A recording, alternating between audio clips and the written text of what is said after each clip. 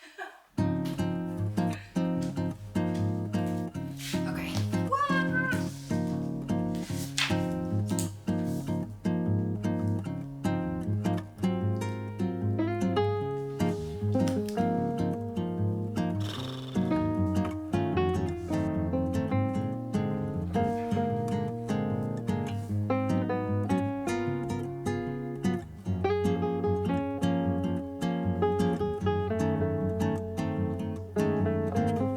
Okay. Hello! I am genuinely so excited for this video because from the moment I decided that I wanted to do knitting videos, came out with my first one, and then now we're at my second knitting vlog. It's been like 8 months, give or take. There's obviously been so much going on and so much that has passed. 2025 was just a busy, chaotic year for me. I'm gonna try and keep this short and simple because I don't want to overcomplicate things. I'm not even trying to like get super ready. I literally just came out of the shower because if I don't do this now, I'm never gonna do it. And yeah. Just a really quick recap, honestly, for my own vlogging and documentation purposes too, so that I can look back and see what all has been going on. I have moved houses again, back to my hometown, meaning I am closer to my family and longtime friends. I got a new job. I guess recently picked up a new hobby, roller skating, and I've moved back into my own house, I guess, so that came with a lot of intentional home improvements, not super crazy ones. It's just like small improvements, like putting in window shades. 1, 2, 3. I only had 3 windows to fill, but it felt like a big purchase, just because I want to buy yarn instead. That's a quick recap of generally what's been going on from April till now, and it's January 2026 and I'm making my everything I made in 2025 video, and the fact that it's still in January I'm very proud of, because I was kind of getting to a point where I was like, oh my god, I'm probably never gonna make this video. Everything that I made in 2025 being my first full year of knitting, not that many things, so I think we can go through it pretty quickly. So the first one is my cinema sweater. Here it is. I guess I'll put videos of me wearing it and clipping those in. So this is my cinema sweater. Pattern is by Kudavakika, and it's a simple raglan sweater. This was my first raglan pullover that I made, so it was really easy to learn knitting a sweater because it's basically just continuous in one piece, starting at the neckline and then making increases at the sleeve to create that raglan line. The yarn I used was Cascade Hertiage, I think. Yes. It was Cascade Hertiage in 2 colors, like a royal blue and then like a deeper blue, and I held the 2 strands together, which created a beautiful marled effect. And when I finished it, I put in this little cupid charm at the neckline, so it was easy for me to tell which side was the back. I wear this sweater a lot, partly because it's one of only 2 sweaters that I've completed. In terms of pilling, I feel like it's worn pretty nicely. It's only pilling a teeny bit, but not enough to bother me. Put it up close so you can see. It's definitely fluffed up, but it doesn't look like it's 20 years old or anything. It still looks really nice. My second finished knit, and I would say it's 99% finished because I still haven't put buttons on it. I'm too lazy to shop for buttons. Also, buttons just seem really expensive, and yeah, I just haven't done it yet. It's one of my favorites, also because it's 1 out of 2 that I finished. I'll put in clips of me actually wearing it, but like I said, I haven't put buttons on yet. And sorry, this is the April cardigan by PetiteKnit, and PetiteKnit's pattern is just a solid color, so I obviously didn't go with the solid color. I put in stripes, and I'm gonna grab my notebook real quick because it was a nice creative moment for me to kind of sit down and plan how I wanted my stripes to look. As I was planning out this cardigan, I was first inspired by a cardigan that Sophie Floyd was wearing, and I think I probably saw it on Instagram and I kind of fell in love. I did reverse search the image, and if you don't knit, you can buy that cardigan on ASOS, I think. I don't know if it's still in stock or if it's still being sold, but at the time when I looked it up, it was from ASOS. Here's my planning journal where I kind of sketched out ratios to how I wanted the stripes. And out of the sketches, I picked two designs that I liked and created little swatches of them. So swatch number 1 and swatch number 2, or design 1, design 2, I went with this one where I have a slightly thinner black band and a more bold red band. So I basically just kind of modified or worked up my cardigan with like a 1 centimeter thick band and then like a, I don't know, 2 centimeter thick red band. I think something that I do need to do is go back and put some elastic in the collar and I guess edging in general, because I noticed that the back of the collar is pretty stretched out now. Luckily my lighting is not too bad right now, but you can see how it's pilled. And this yarn, I held 1 strand of Cascade Hertiage, all 3 colors in Cascade Hertiage, and I held it with 1 strand of Lucia by Holst Garn. So that 1 strand of Lucia by Holst Garn is, I believe, an alpaca. I don't know if I would get this strand of this alpaca again.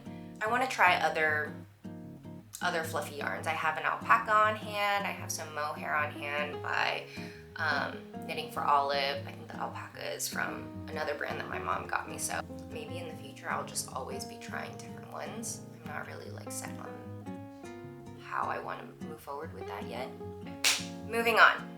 Let me check my notes. So after the April cardigan, that is during the time where I pretty much had started moving from where I lived before to a new city, back to my hometown. Long story short is it was a very busy time. In general, I have started a lot of projects and either frogged them entirely or they're just sort of abandoned. I've determined that making videos of like what I plan to knit in 2026 is just putting way too much pressure on myself, and I'm kind of maybe a little bit more of a spontaneous knitter.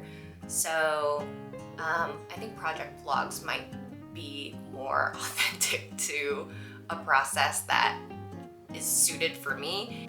Summer, moved cities, very busy, frogged a bunch of projects. I have 1 project that's still in the process, but it's not finished yet, so I won't show it here, but it's another sweater. I basically kind of pivoted over towards smaller projects to get ahead on like learning new skills and being able to gift some small pieces to my friends.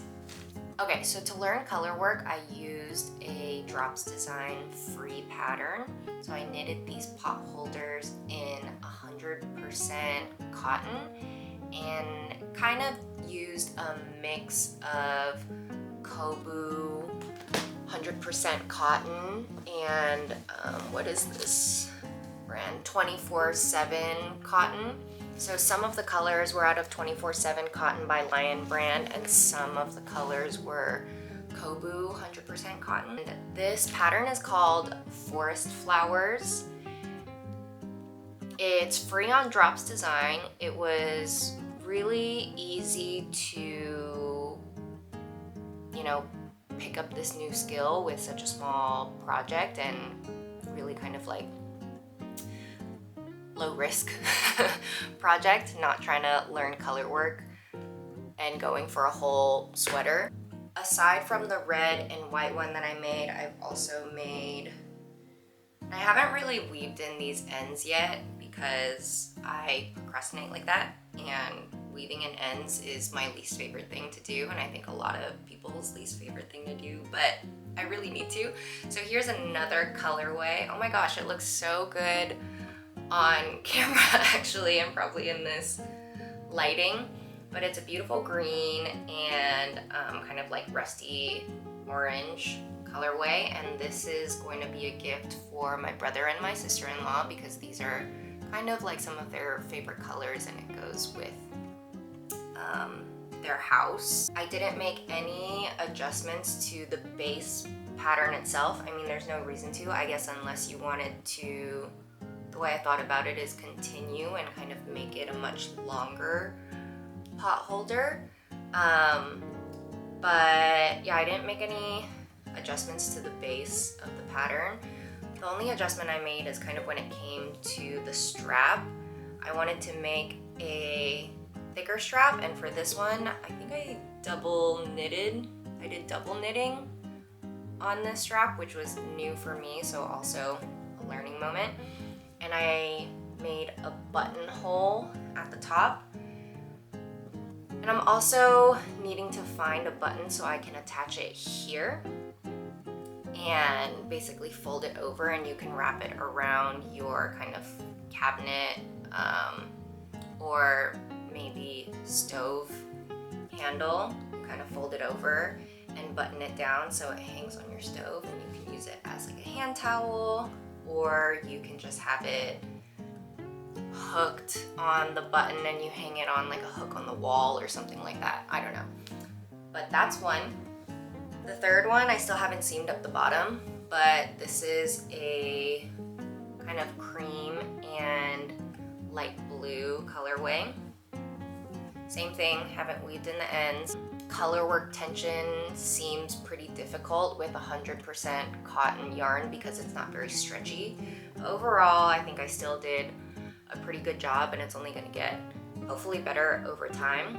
And then the last one I made, which I actually weaved in the ends for this one, is a white, and what color would you call this? Like a, well, I actually have the color here. Terracotta. Although I would say it's a little bit more pinky purple,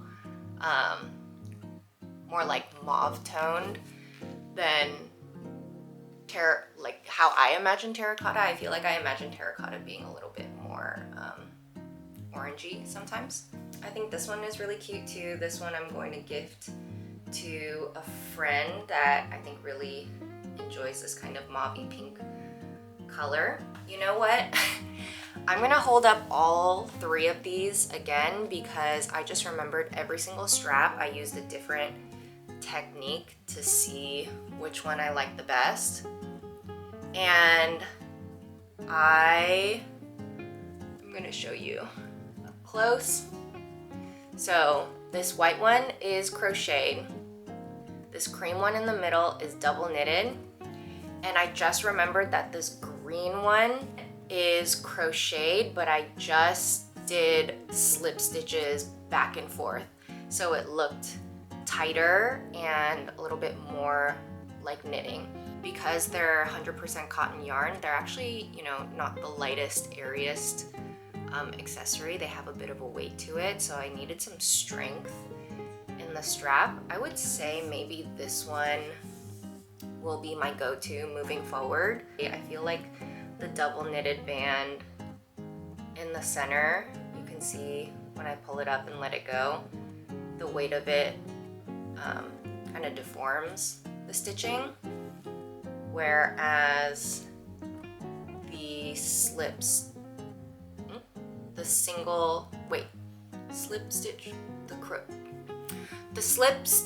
crocheted, I don't know why I can't think of that right now, version, it doesn't really deform. There's a lot of nice structure. Okay, anyway, that was some long-winded explanation on those pot holders. Moving on, I just have 2 more projects that I finished in 2025, and I actually finished these ones within the last like 2 weeks of the year while I had some time off from work. This project is how I learned how to brioche. Really, really cute 2-color brioche beanie. It's also a free pattern by Purl, Soho. The yarn is a beautiful yarn called Manos del Uruguay. I picked it up from my local yarn store. Picked it up with the intention of making a gift knit for my sister-in-law, so hopefully she sees this video maybe after I gift it to her. But either way, she's gonna get it. It's gonna be hers and it's gonna be in her closet, and I'm so excited to see her in it because I think she loves color, and so these 2 colors just reminded me of her, and I kind of just had a vision in my head of wanting to make something like this for her. So the beautiful thing about this brioche pattern is that it's reversible. Ta-da! So now the body of it is kind of mainly pink with pops of purple in the body, and then when you fold up the rim, you have mainly purple with pops of pink. I guess I can kind of put it on down too. But it is so cute. I just put pictures and an entry of this beanie on my Ravelry also, which I need to put more notes on because as I was reading through the notes of a lot of other knitters that made this project, I was a little bit worried because a lot of people had kind of like sizing issues or challenges with this pattern. It came out really, really big for a lot of people. Flipping it inside out again or flipping it to the other version and putting it on. But yeah, I love it. I want to make more of these. Brioche is not the most pleasurable stitch to work on, and I think a lot of people have kind of similar sentiment just because it takes so long. But how do you just not love the end result? It's just so cool that you can, and you know, you really don't use a lot of yarn for each color. You can get 2 skeins, 1 of each color that you really love, not use a lot of it, have so much left over to create some other fun pieces with, and just come out with a beautiful beanie and some awesome colors. Last 2 I'm going to introduce together. I have 2 neck warmers, one just in stockinette, one in brioche. When I was at my local yarn store, I wanted to make something for my brother too, and this Lang yarn, I'll put the full name on the screen. I don't have the label anymore with me to remember what it was called, but when I picked it up, it was just super soft, and I think the colors really made me think of my brother, kind of like Patagonia-esque colorways. So I had some leftover Cascade Hertiage yarn in black that I used for my April cardigan, and just, you know, kind of riding the high of learning brioche stitching, I did the bottom portion in brioche stitch with the Cascade Hertiage and the colored yarn, colored Lang yarn. You know, this one is reversible also. So if I flip it out, it's gonna be more black dominant with peaks of color. as I was making it, my husband was like, oh my gosh, these strands where I joined the yarn together are really cool, and he didn't want me to weave them in, he wanted me to just keep them. So I sort of like twisted and braided them. I thought about putting beads on them, but he's mainly going to be using this for snowboarding. So I guess beads were not going to be such a great idea, because I guess if you're snowboarding, the beads could come up and whip you in the face, and that would hurt. It kind of looks like this. And I just got my elastic in, but I need to put elastic at the top of this rim. But yeah, I think it looks super cool. He's gonna use this snowboarding, and he's gonna take it with him to Amsterdam too in March, because we believe it's gonna be pretty chilly there. The very last one is the one neck warmer for my brother, and I'm just seeing that I have one strand that I haven't weaved in yet. It looks like I weaved in the top, but not the cast on edge. This one is just the Lang yarn, and I think the way the Lang yarn knitted up and kind of self-striped is so fitting for my brother. So I'm super excited to give this to him. Like, how freaking gorgeous, how cool is this yarn? This yarn was not cheap. This was so expensive in my opinion, but for a gift knit and for my brother, this was so worth it. It's incredibly soft for as much wool that's in this yarn. The pattern is sick. How freaking cool is this? So sick. It looks like something you would get from Patagonia or REI. Apparently the winter hasn't really hit Dallas yet, so hopefully by the time I send this off to him, he will get some good use out of it, if winter even hits Dallas at all this year. So anyway, that concludes everything I made in 2025. My husband just came home, so I'm really gonna wrap this up now. And hopefully more videos to come. Thank you for watching. Thank you so much, and I will see you next time. Bye!